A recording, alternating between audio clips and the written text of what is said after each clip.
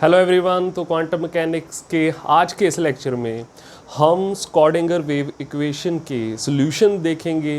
अगर हमारे पास यहाँ पे हार्मोनिक पोटेंशियल हो इन 2D एंड इन 3D। पिछले लेक्चर्स में हम देख चुके हैं कि अगर हमारे पास वन डिमेंशनल हार्मोनिक पोटेंशियल हो तो उसके लिए वन डिमेंशन में हम जो हमारे पास वेव फंक्शंस क्या आएंगे और एनर्जी स्टेट्स क्या आएंगी। ठीक है, तो आज वही सारा कुछ हम 2D एंड 3D में देखेंगे। ठीक है, ऐसा ही हम कर चुके हैं जब हमने वन डिमेंशनल पोटेंशियल वेल की थी। ठीक है, उसके लिए हमने वेव फंक्शंस निकाले थे, वहाँ पे एनर्जी स्टेट्स निकाली थी स्क्रॉडिंगर वेव इक्वेशन को सॉल्व करके। ठीक है, तो उससे ही डायरेक्टली हमने क्या किया था, फिर 2D एंड 3D के लिए पोटेंशियल वेल के लिए वहाँ पे वेव फंक्शंस डायरेक्टली लिख लिए थे। ठीक है, तो पिछले लेक्चर्स में हम कर चुके हैं 1D के लिए हार्मोनिक ऑसिलेटर। तो आज हम डायरेक्टली जो है 3D के लिए एंड 2D के लिए यहाँ पे wave functions and energy states जो है वो यहाँ पे लिखेंगे। ठीक है, तो आज हमारा जो टॉपिक है वो है harmonic oscillator, harmonic oscillator in 2D and 3D। ठीक है, तो यहाँ पे सबसे पहले जो स्क्रॉडिंगर वेव इक्वेशन को सॉल्व करके 1D में हमारे पास जो स्टेट आती थी, यहाँ पर सॉल्यूशन आता था, उसको हम यहाँ पे रिप्रेजेंट करते थे इस स्टेट को एन कैट से।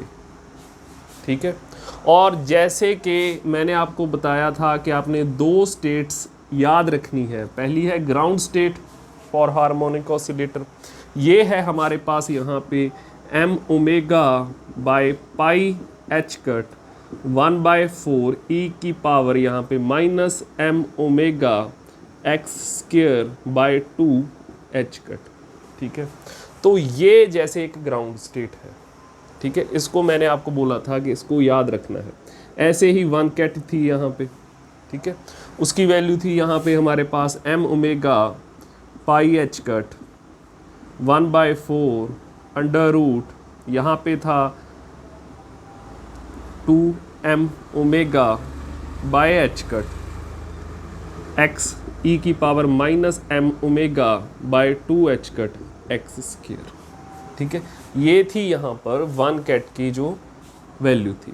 तो 0 कैट जो था यहाँ पे वो था हमारे पास ग्राउंड स्टेट वेव फंक्शन, और यहाँ पे ये जो 1 कैट था ये था first excited state for 1D harmonic oscillator. ठीक है, तो यहाँ पे जो है हमारे पास अगर मैं 2D में इन स्टेट्स को लिखना चाहूँ तो यहाँ पे हमारे पास जो वेव फंक्शन होगा nx एंड ny में होगा, दोनों दिशाओं में होगा, x एक्सिस में एंड y एक्सिस में। ठीक है, 2D में। तो यहाँ पे इसको मैं लिख सकता हूँ n x ket and n y ket. ये सिर्फ x का फंक्शन होगा और ये जो है सिर्फ y का फंक्शन होगा। ठीक है, जैसे कि हमारे पास यहाँ पे मैं nx की वैल्यू ले लेता हूँ 0, ny की वैल्यू ले लेता हूँ 1। ठीक है, तो यहाँ पे ये एक स्टेट बन गई। तो यहाँ पे क्या आया हमारे पास 0 कैट एंड 1 कैट।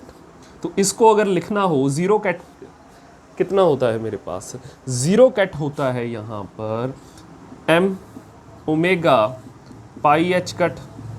ठीक है, 1/4 e की power minus omega x square 2 H cut. ठीक है, यहाँ पर x आएगा, ये n x को रिप्रेजेंट कर रहा है। ठीक है, सिर्फ x का वेरिएबल है। इसके साथ प्रोडक्ट किसका करना है हमने, यहाँ पे n y कैट का। ठीक है, 1 कैट का, यानी तो 1 कैट जो होगा सिर्फ y का यहाँ पर जो है फंक्शन होगा। यहाँ पर x की जगह y को रिप्लेस कर देंगे और यहाँ पे हम प्रोडक्ट कर देंगे इसके साथ। कितना आएगा यहाँ पर m omega pi H cut 1/4 under root 2m omega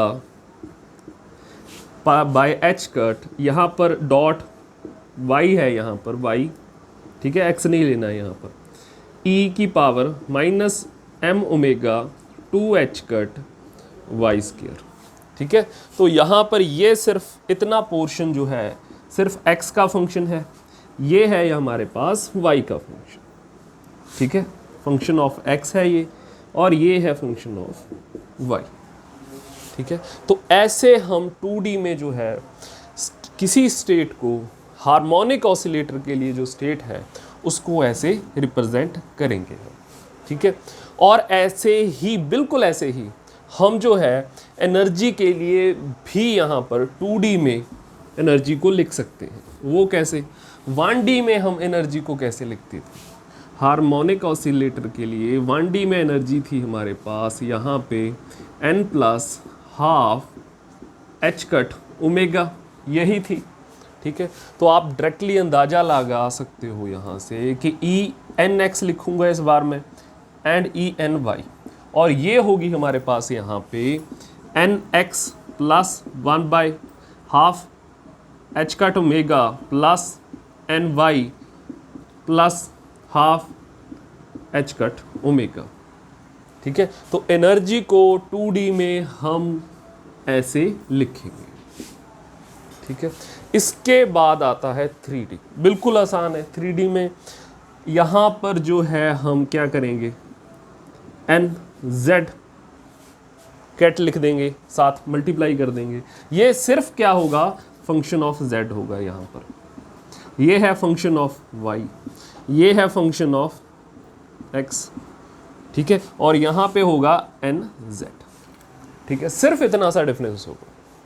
तो ऐसे ही स्टेट लिखेंगे उसकी, यहाँ पर एन जेड की वैल्यू ले सकते हो आप, ठीक है, एन जेड की वैल्यू 1 ले सकते हो एग्जाम्पल के लिए, ठीक है। तो उसको भी ऐसे ही लिख सकते हो आप। और एनर्जी के लिए भी सेम ही है, यहाँ पर 3D में क्या करेंगे हम, एन जेड लगा लेंगे यहाँ पर साथ इसमें, ठीक है। और यहाँ पर एक और टर्म आ जाएगी हमारे पास, वो क्या आएगी यहाँ पर, plus n z plus half h cut omega, ठीक है, ये है हमारे पास। अब देखो यहाँ पे थोड़ा सा वेरिएशन, यहाँ पे ये जो ओमेगा है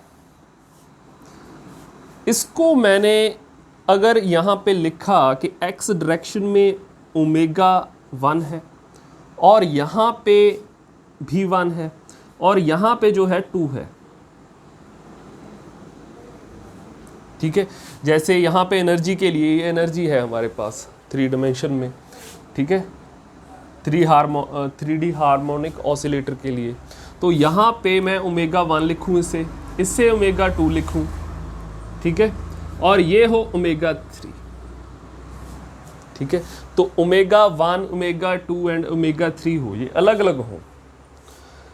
एक्स डायरेक्शन के लिए ओमेगा 1, वाई डायरेक्शन के लिए ओमेगा 2, जेड डायरेक्शन के लिए यहाँ पे ओमेगा 3, ठीक है। ऐसे ही वेव फंक्शन में ओमेगा 1, ओमेगा 2, ओमेगा 3, ठीक है। अगर तो ये अलग अलग हैं तो यहाँ पे मैं इसको कहूँगा, हम कहेंगे इसको एनिस्ट्रोपिक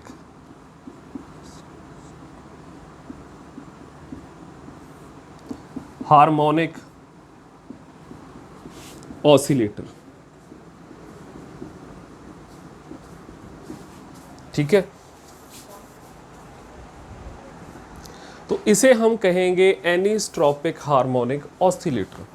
लेकिन अगर जैसे कि मैंने पहले लिखा था, यहाँ पर ओमेगा 1, ओमेगा 2 एंड ओमेगा 3 ये इक्वल हों और इनको ओमेगा ही लिखूं मैं, ये इक्वल हों एक दूसरे के, ठीक है, या फिर ओमेगा के इक्वल हों, ठीक है। तो यहाँ पर मैं ओमेगा ही लिखूंगा, ठीक है। तो उस केस के लिए हमारे पास, मैं इसे कहूँगा कि ये है हमारे पास आइसोट्रोपिक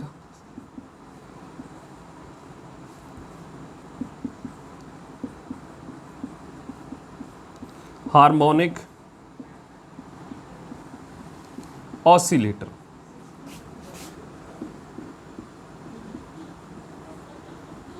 ठीक है।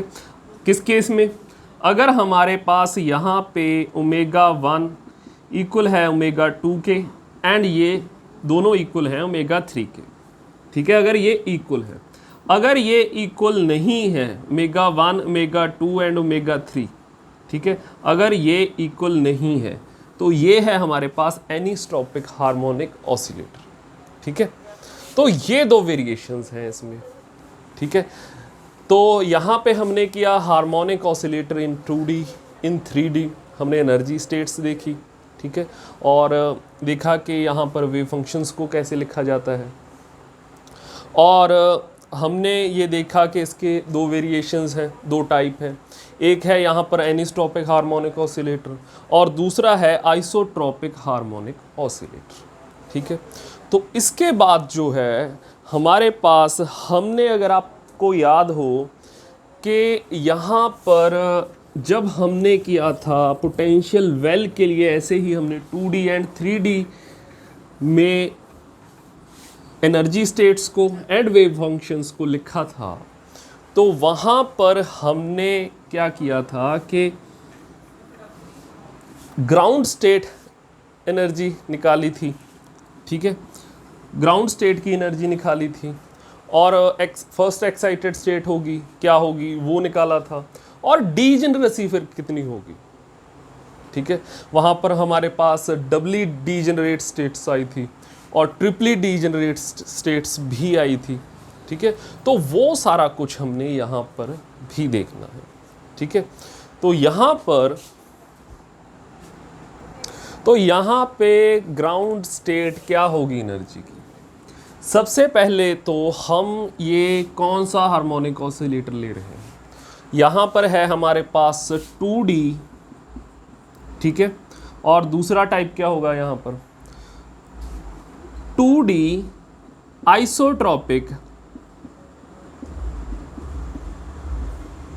Harmonic oscillator. ठीक है, तो ये है हमारे पास 2D harmonic oscillator, isotropic harmonic oscillator की एनर्जी स्टेट्स है यहाँ पे। ठीक है, तो यहाँ पे जो N है हमारे पास वो शुरू होती है NX एंड NY। ठीक है, वो 0 से शुरू होती हैं, 1 2 3। ठीक है, हमें पता है, एंड सो ऑन। ठीक है, हमारे पास पोटेंशियल वेल में N कहाँ से शुरू होती थी, वो होती थी यहाँ, वहाँ पे हमारे पास 1 से शुरू, और यहाँ पे होती है 0 से शुरू। ठीक है, तो ग्राउंड स्टेट हमने पता करनी है, तो सबसे पहले हम NX की वैल्यू क्या ले लेंगे, यहाँ पर NX की वैल्यू ले लेंगे हम 0, NY की वैल्यू ले लेंगे हम यहाँ पर 0। ठीक है, ग्राउंड स्टेट यही हो सकती है। तो यहाँ पर ग्राउंड स्टेट की एनर्जी हमारे पास क्या आई 0x, एंड NY क्या है हमारे पास 0। ठीक है, तो यहाँ पर ये आई हमारे पास half h cut omega plus half h cut omega. ठीक है, तो ये आई हमारे पास यहाँ पे h कट ओमेगा। ऐसे ही अगर हमारे पास यहाँ पे ग्राउंड स्टेट हमने पता करनी हो, अगर मैं यहाँ पे लूँ एनिस्ट्रोपिक हार्मोनिक ऑसिलेटर, और उसमें मैं कहूँ कि ओमेगा 1 जो है हमारे पास ओमेगा है, एंड ओमेगा 2 जो है वो 2 ओमेगा है। ठीक है, तो हमारे पास क्या होगी ग्राउंड स्टेट। तो यहाँ पे हमारे पास, यहाँ पे जो है E, इसको मैं यहाँ पे लिख देता हूँ आसान करने के लिए 0 0। ठीक है, तो यहाँ पे हमारे पास E0 0 क्या हुई स्टेट। ठीक है, यहाँ पे है हमारे पास, सबसे पहले तो हम यहाँ पे फॉर्मूला लिख देते हैं इसका ENX NY। ठीक है, और ये है हमारे पास NX प्लस हाफ। ठीक है, और उसके बाद जो है यहाँ पे h cut omega, x direction में ओमेगा कितना है यहाँ पर ओमेगा, और उसके बाद जो हमारे पास NY plus half h cut 2 omega. ठीक है, यहाँ पर ध्यान रखना है कि y के लिए हमारे पास y डायरेक्शन के लिए जो ओमेगा है वो है यहाँ पे 2 ओमेगा। ठीक है, 2 टाइम्स ओमेगा। तो यहाँ पे जो E00 है हमारे पास वो होगी यहाँ पर half h cut omega plus यहाँ पे होगा एच कट ओमेगा, और ये होगा 3/2 एच कट ओमेगा। ठीक है, तो यहाँ पे हमारे पास ग्राउंड स्टेट हो गई, ये इतनी वैल्यू होगी ग्राउंड स्टेट की। ठीक है, और यहाँ पे हमारे पास ग्राउंड स्टेट की वैल्यू होगी ये। ऐसे ही हम जो है फर्स्ट एक्साइटेड स्टेट निकाल सकते हैं। तो फर्स्ट एक्साइटेड स्टेट जो है इस केस में कितनी होगी हमारे पास, अगर हम यहाँ पे फर्स्ट एक्साइटेड स्टेट निकालना चाहें तो यहाँ पे हमारे पास जो है, अगर हम यहाँ पर एन एक्स को जो है एन एक्स को यहाँ पर 1 पुट करें, एन वाई को जो है 0 पुट करें। ठीक है, तो यहाँ पे E10 हो गया। ठीक है, तो यहाँ पर 1 पुट किया तो हमारे पास यहाँ पे आया 3/2 एच कट ओमेगा। ठीक है, प्लस यहाँ पे 0 ही पुट किया तो हमारे पास हाफ एच कट ओमेगा आ गया। तो यहाँ पे आ गया हमारे पास, ये आएगा यहाँ से 2 एच कट ओमेगा। ठीक है, एक और वेरिएशन देखिए यहाँ पे अगर मैं जो है n को यहाँ पे nx को यहाँ पे 0 लूँ, ny को यहाँ पे 1 लूँ। ठीक है, तो हमारे पास कितना आएगा यहाँ पे E01। ठीक है, तो यहाँ पे ये आ जाएगा हमारे पास, यहाँ पे 0 पुट करूँगा हाफ एच कट ओमेगा, और प्लस यहाँ पे आएगा फिर 3/2 एच कट ओमेगा, और ये आ जाएगा 2 एच कट ओमेगा। ठीक है, तो ये आ गया हमारे पास। तो यहाँ पे अगर हम देखें कि हमारे पास जो स्टेट आई है यहाँ पर E10 इक्वल आई है E01 के। ठीक है, तो ये है हमारे पास डबली डीजेनरेट फर्स्ट एक्साइटेड स्टेट। ठीक है, तो ये है हमारे पास डबली डीजेनरेट फर्स्ट एक्साइटेड स्टेट। तो यहाँ पे हमारे पास ये है फर्स्ट एक्साइटेड स्टेट। ठीक है, तो ग्राउंड स्टेट यहाँ पे क्या आई थी हमारे पास, ग्राउंड स्टेट आई थी यहाँ पर, ग्राउंड स्टेट आई थी E00। ठीक है, और यहाँ पर फर्स्ट एक्साइटेड स्टेट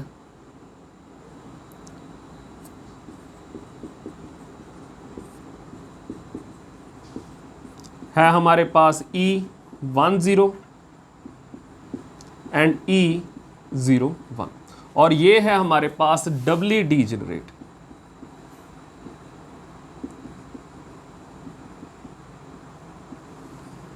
ठीक है, उसके बाद हमारे पास हम ये अंदाज़ा लगा सकते हैं कि जो थर्ड यहाँ पे सेकंड एक्साइटेड स्टेट होगी यहाँ पर, तो यहाँ पर जो सेकंड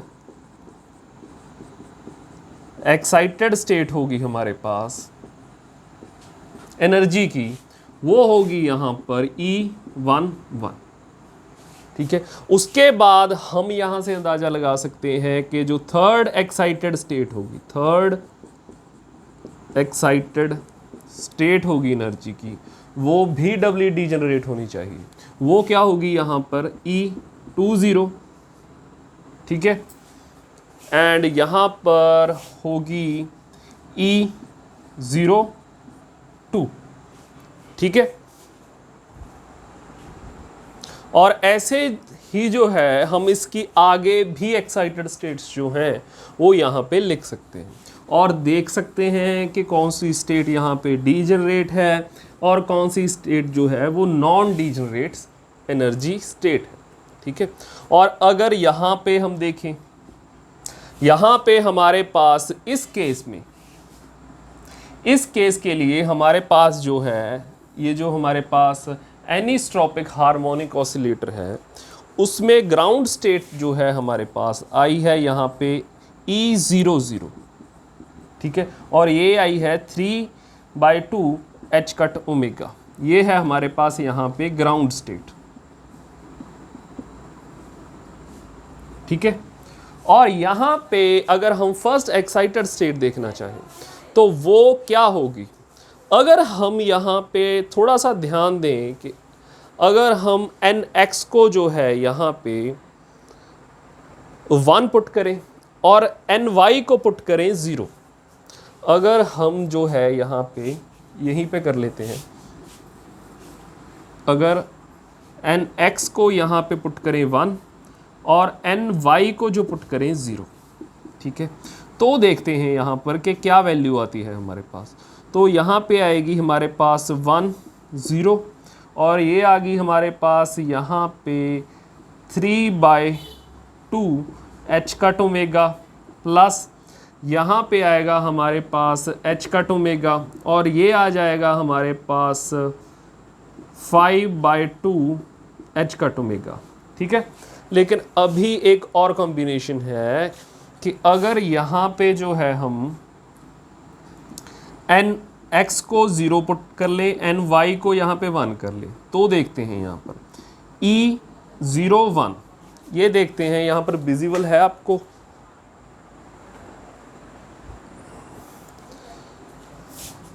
तो यहाँ पे ये आएगा हमारे पास, यहाँ पे आ गया half h cut omega plus यहाँ पे आ गया हमारे पास 1 3/2, 2 से 2 कट गया, यहाँ पे आ गया h cut omega 3h cut omega, ठीक है।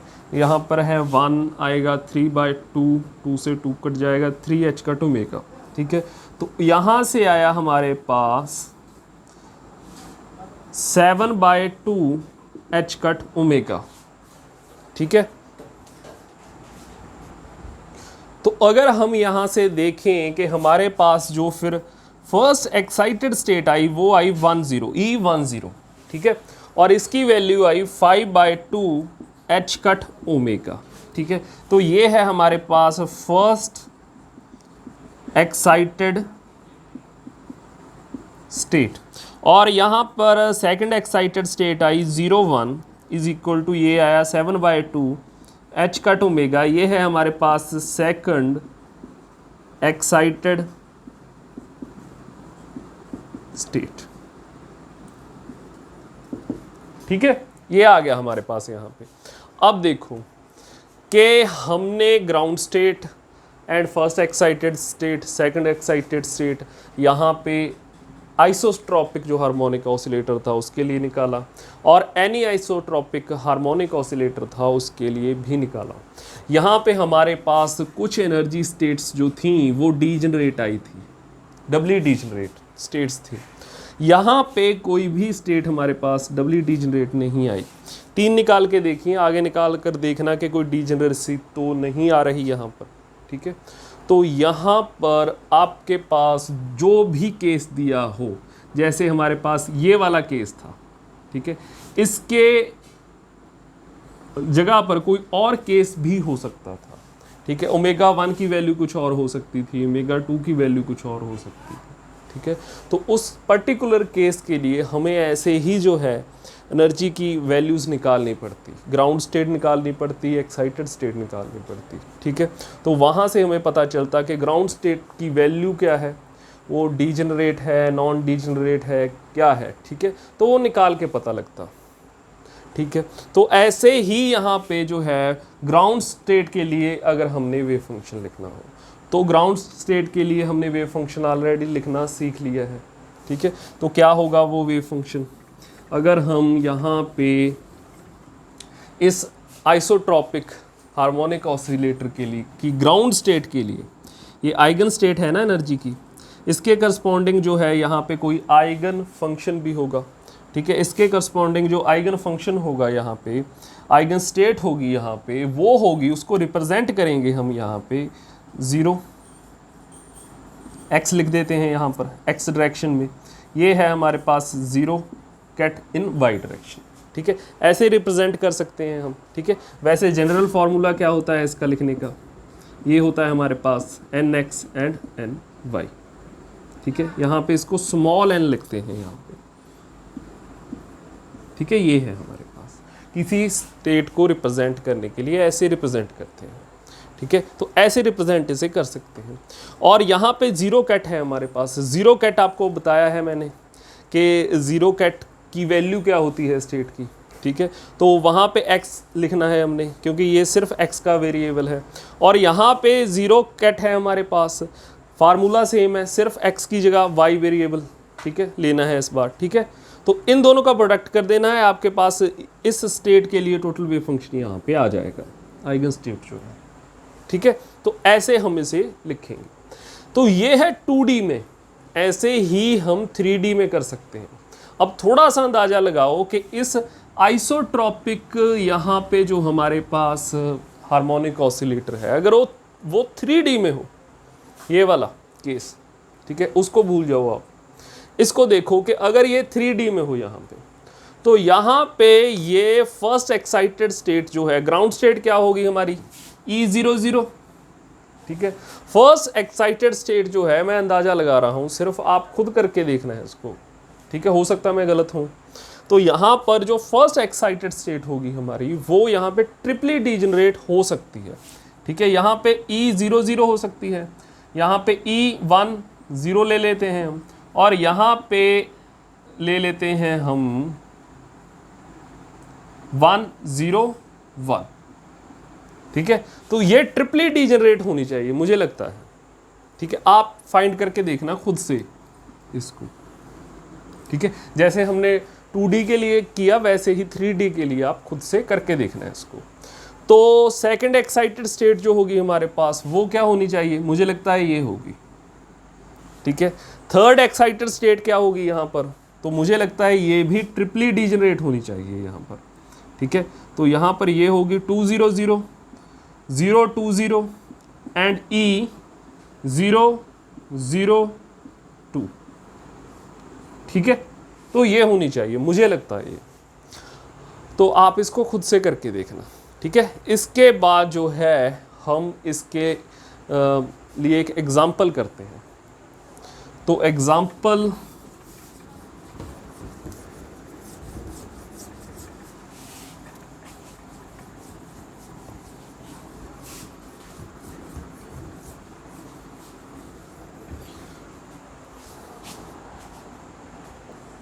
तो यहाँ पे मेरे पास जो एग्जाम्पल है, उसमें हमारे पास यहाँ पे एक वेव फंक्शन है, a e की power minus omega m omega by 2h cut, और यहाँ पे x square plus 2y square.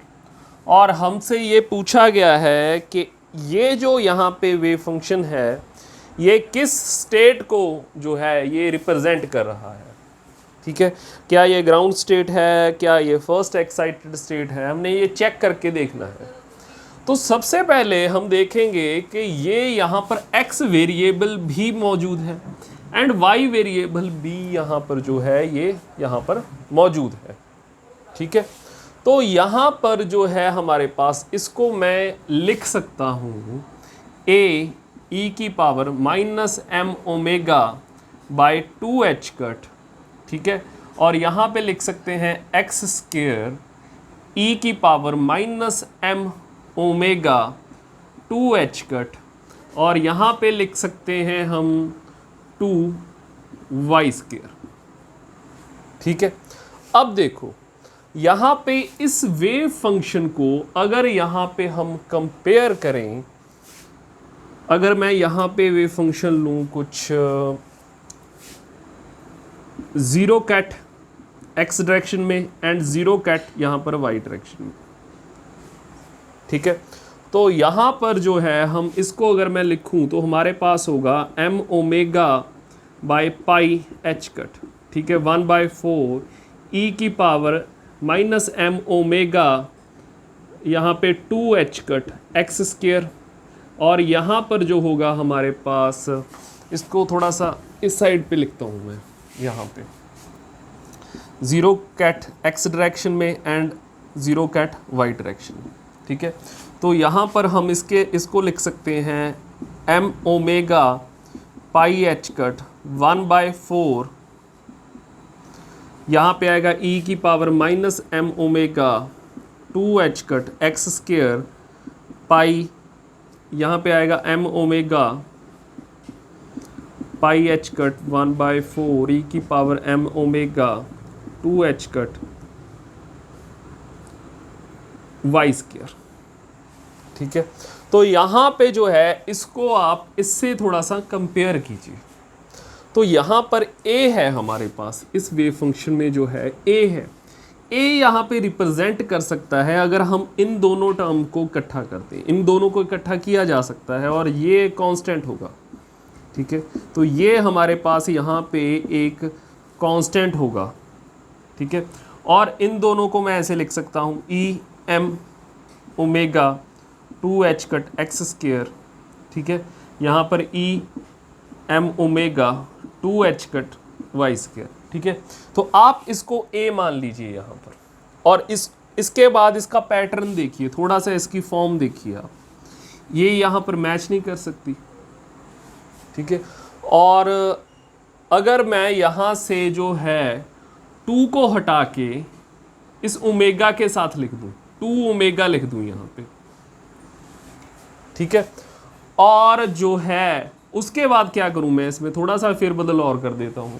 वो क्या करता हूं, यहाँ पे इसको मैं लिखता हूं ओमेगा 1, इसको लिखता हूं ओमेगा 2, ठीक है। और यहाँ पे भी जो है मैं इसमें यहाँ पे जो x हमारे पास वेरिएबल के साथ ओमेगा है, इसको यहाँ पर लिख सकता हूँ मैं ओमेगा 1 को, ओमेगा 1 लिख देता हूँ इसे, और यहाँ पर इसको यहाँ पर पुट कर देता हूँ मैं ओमेगा 2 ओमेगा को, ठीक है। तो यहाँ पर मेरे पास आ गया ओमेगा 1 और यहाँ पर आ गया ओमेगा 2, ठीक है। ए की वैल्यू मैं यहाँ पर क्या लिखता हूँ, ए की वैल्यू है मान लो मेरे पास M omega pi H cut half, ठीक है।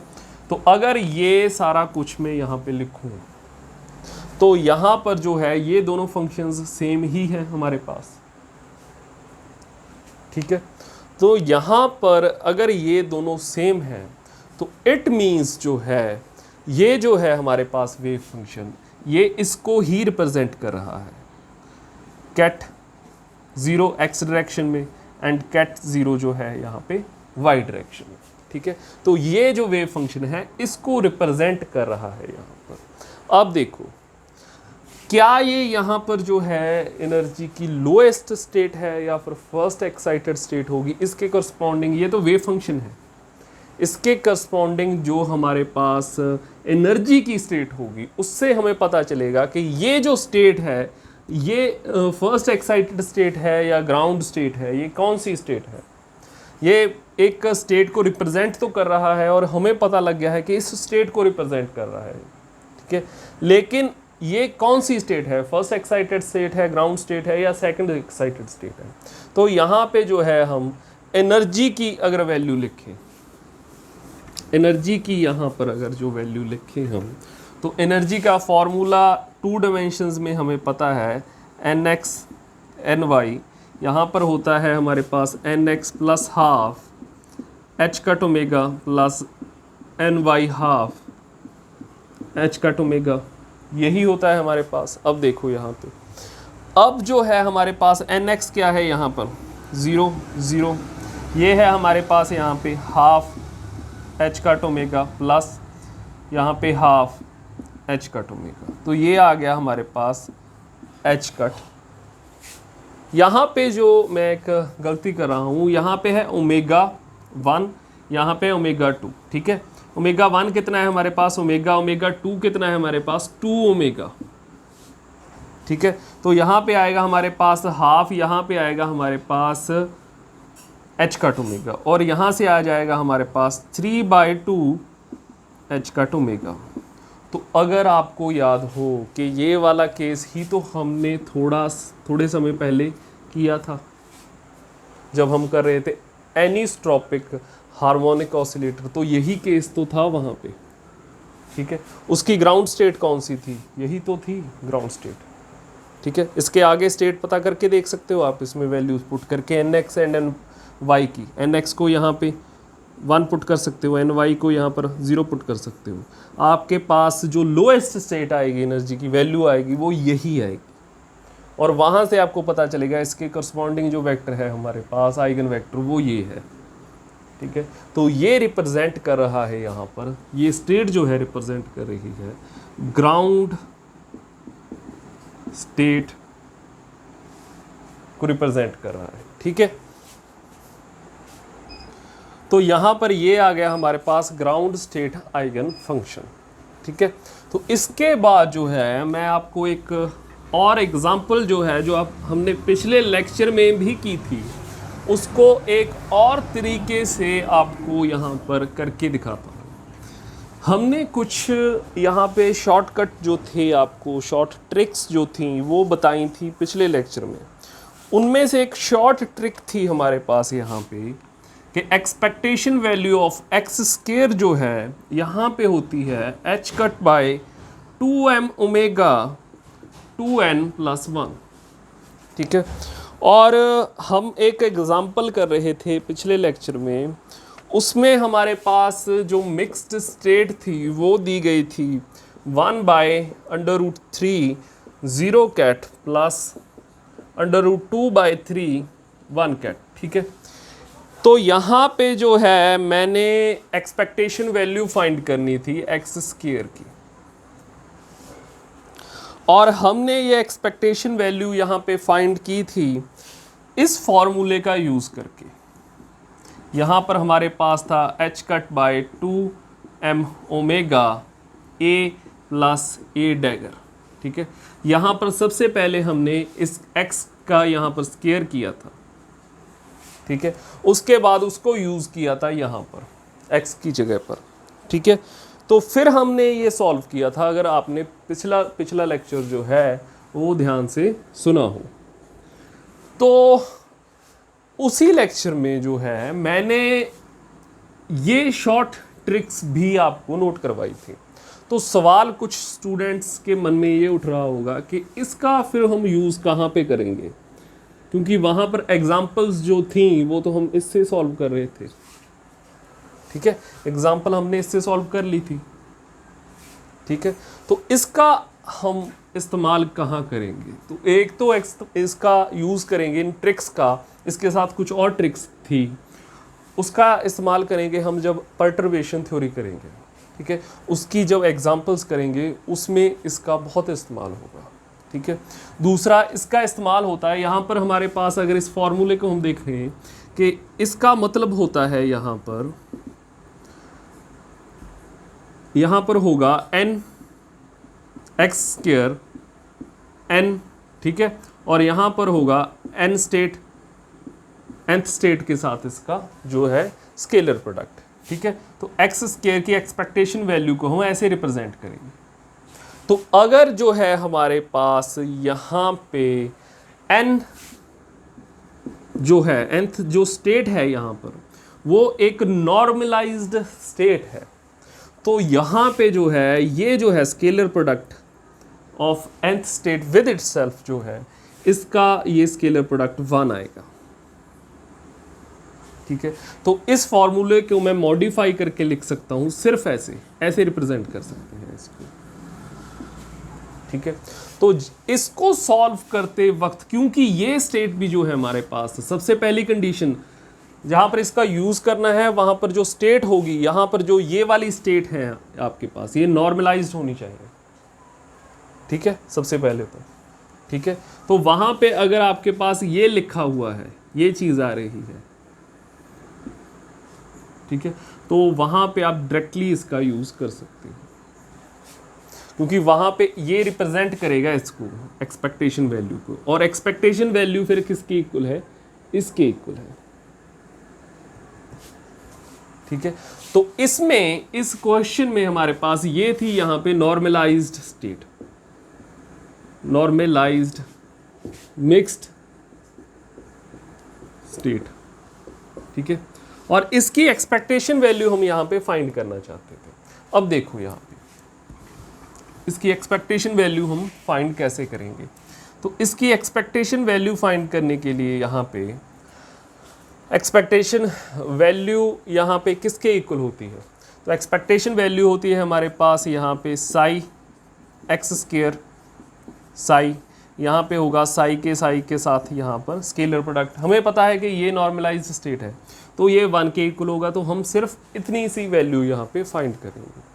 ठीक है, तो इसको यहाँ पे मैं लिख सकता हूँ। अब इसको देखो कि इसको यहाँ पे लिख सकते हैं हम 1/√3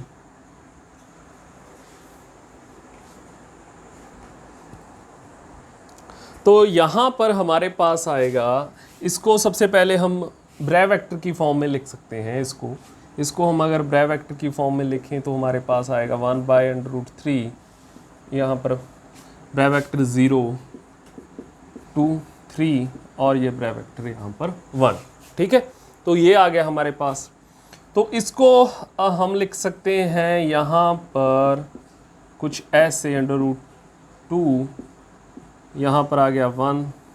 ठीक है, और यहाँ पर एक्स स्क्वायर हमारे पास ऑपरेटर जो है, और यहाँ पर आया हमारे पास 1/√3 0 कैट प्लस 2/3 1 कैट। ठीक है, ऐसे लिख सकते हैं। अब देखो यहाँ पर इसको जब हम सॉल्व करेंगे तो हमारे पास क्या आएगा? यहाँ पर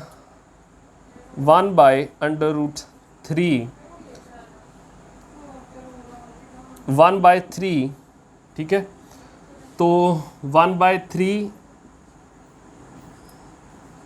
0 के बीच में हमने एक्स स्क्वायर जो को यहाँ पे सैंडविच कर दिया। ठीक है, उसके बाद प्लस यहाँ पर आएगा हमारे पास 2/3 1 के बीच में यहाँ पे सैंडविच कर दिया एक्स स्क्वायर को। ठीक है, ये आ गया हमारे पास।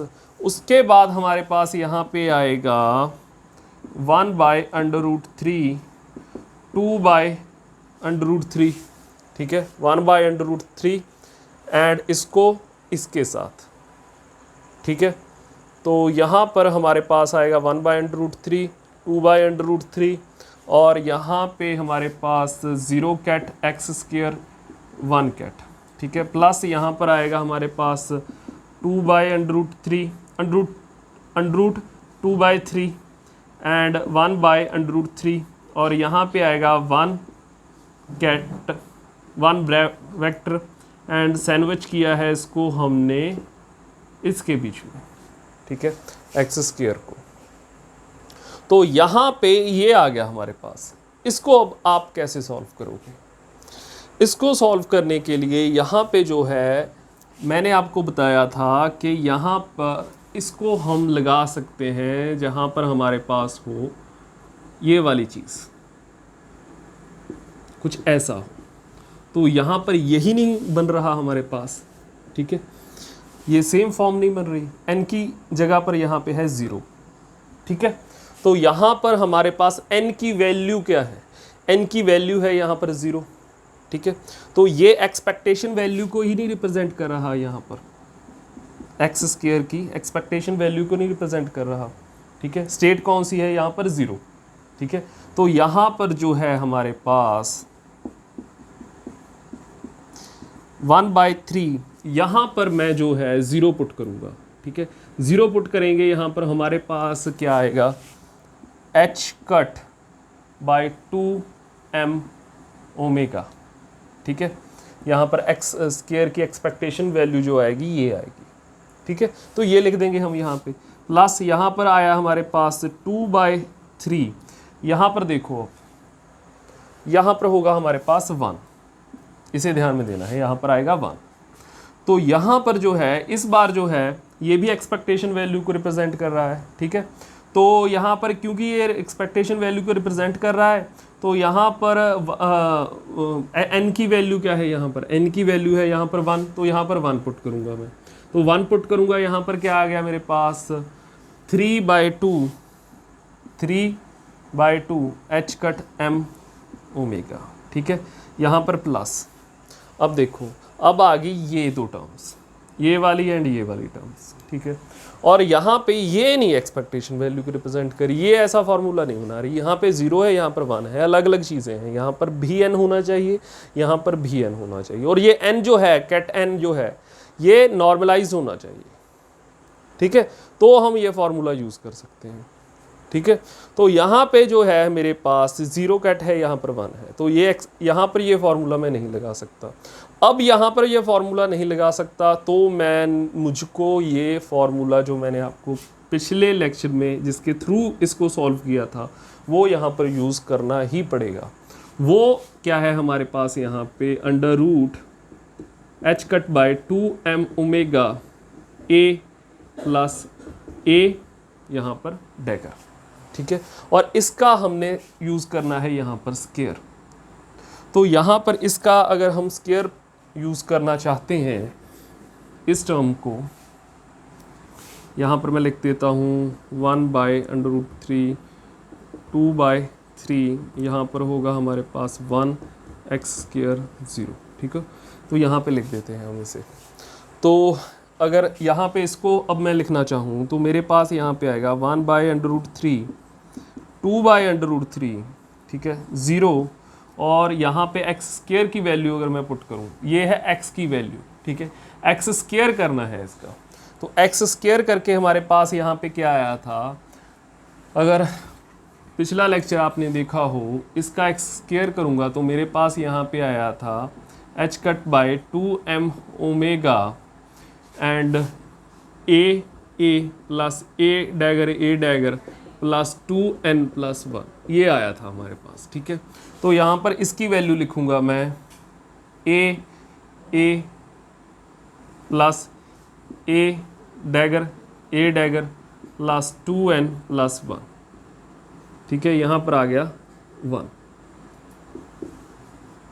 ये आ गया हमारे पास, ठीक है। ऐसे ही हम जो है यहाँ पे एक चीज़ और आ रही है हमारे पास, h cut by 2m omega, तो उसको कहाँ पे लिखें, उसको चलिए यहाँ पे लिख देते हैं हम h cut by 2m omega, ठीक है। तो इसके बाद जो है हमारे पास ये वाली फोर्थ टर्म जो है ये आएगी हमारे पास 1 by under root 3, 2 by under root 3, h cut 2m omega, ठीक है। यहाँ पर 1 a plus a dagger plus 2n plus 1, ठीक है। यहाँ पर आएगा हमारे पास 1, ये आ गया 0 आएगा यहाँ पर, ठीक है।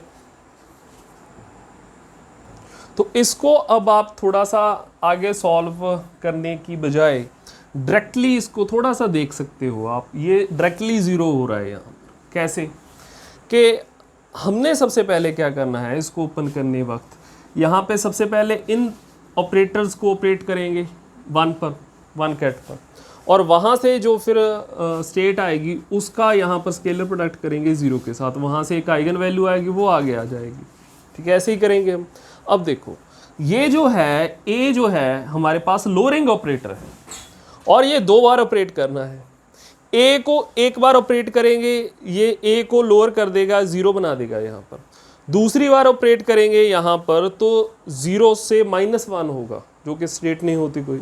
और दूसरी बात, अंडर रूट 0 आगे आ जाएगा, तो ये वाला जो टर्म है यहाँ से जो टर्म आने वाली है वो तो 0 हो जाएगी। ऐसे ही आप इसको देखो, यहाँ पर a plus a dagger and a dagger है यहाँ पर, ठीक है। ये राइजिंग ऑपरेटर है, ये इसको राइज करेंगे, ठीक है।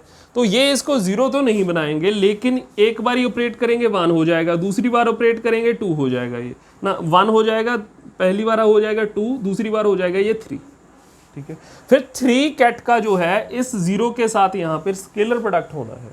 तो जब ये स्केलर प्रोडक्ट होगा तो हमें पता है कि 0 कैट का 0 कैट के साथ 1 होता है, 1 कैट का 1 कैट के साथ 0 होता है, ठीक है। ऐसे ही 3 कैट का 3 कैट के साथ 1 होगा।